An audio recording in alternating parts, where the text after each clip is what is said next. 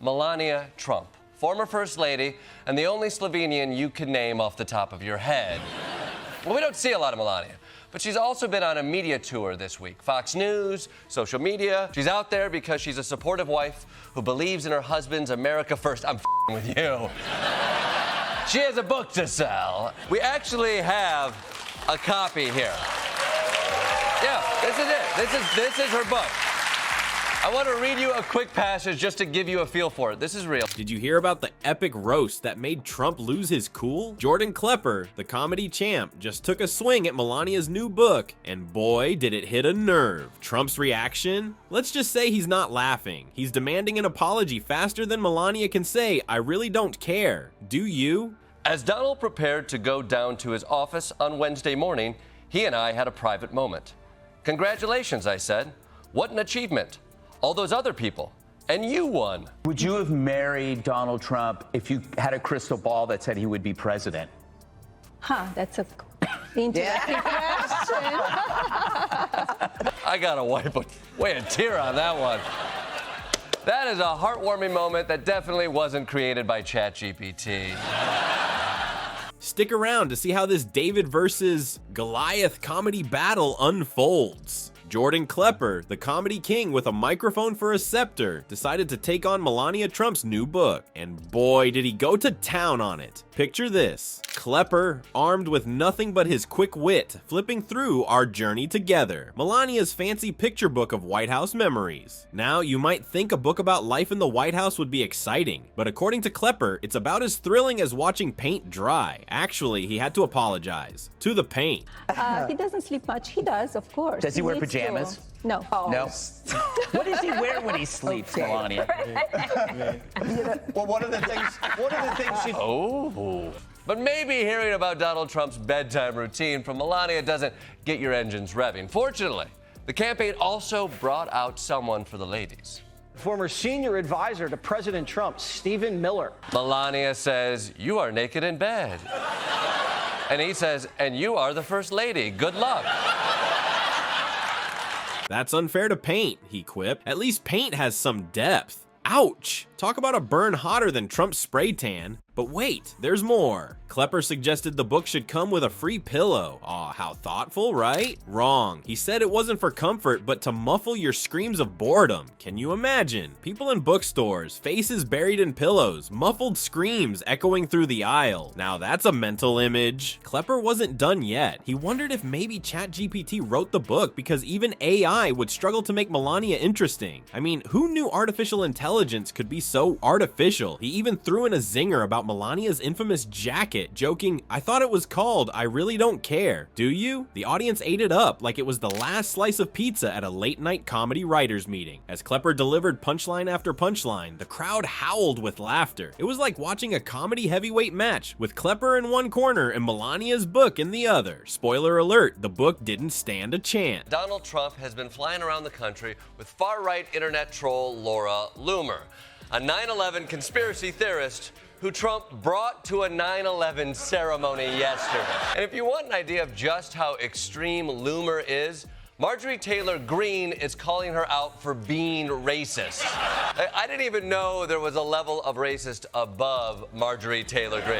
Before long, Klepper's roast went viral faster than a cat video on the internet. It proved that in the world of politics, a well-timed joke can pack more punch than a policy speech. Comedy. 1. Boring political books. 0. But hold on to your MAGA hats, folks. The laughter's about to screech to a halt like a golf cart at Mar-a-Lago.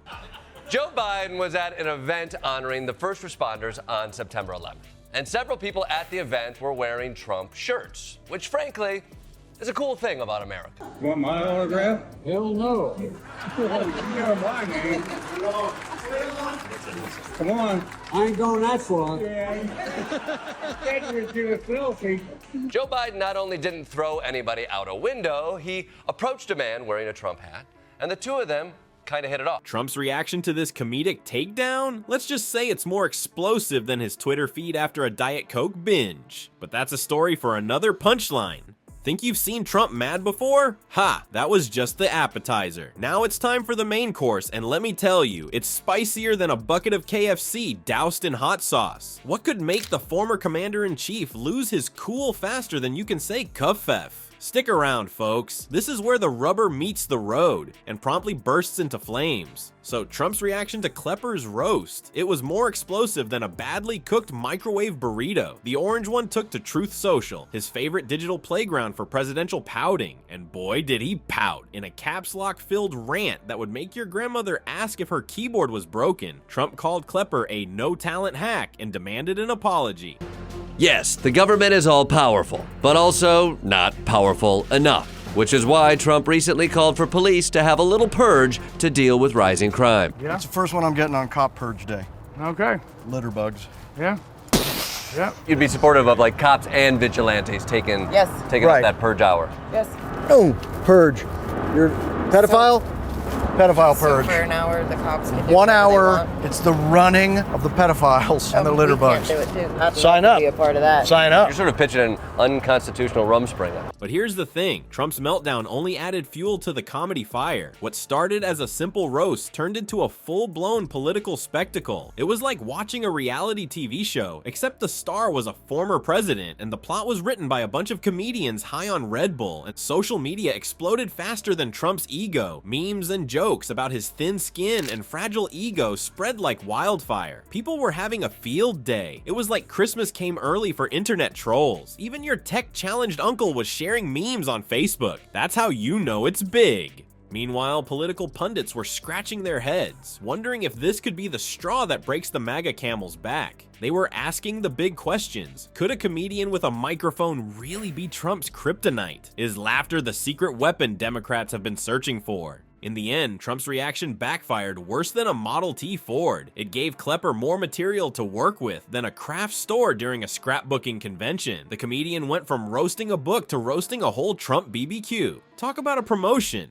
As the dust settled, we saw how a guy armed with nothing but jokes became Trump's unexpected nemesis. It just goes to show, in the world of politics, sometimes the pen, or in this case, the microphone, really is mightier than the sword, or the nuclear codes, or whatever it is ex-presidents have these days. So, there you have it, folks. In the wild world of politics, it turns out laughter might just be the secret sauce we've all been looking for. Who knew Klepper's roast of Melania's book didn't just give us a good chuckle? It showed us how comedy can poke the big bears of authority and get people talking about the stuff that really matters. Next time you're feeling blue about the state of politics, just remember, sometimes all it takes to shake things up is a well-timed joke. It's like political Prozac, but without the weird side effects. So keep laughing, keep poking fun, and who knows, maybe we'll end up changing the world one punchline at a time, or at least make it a bit more bearable. Either way, it's a win-win.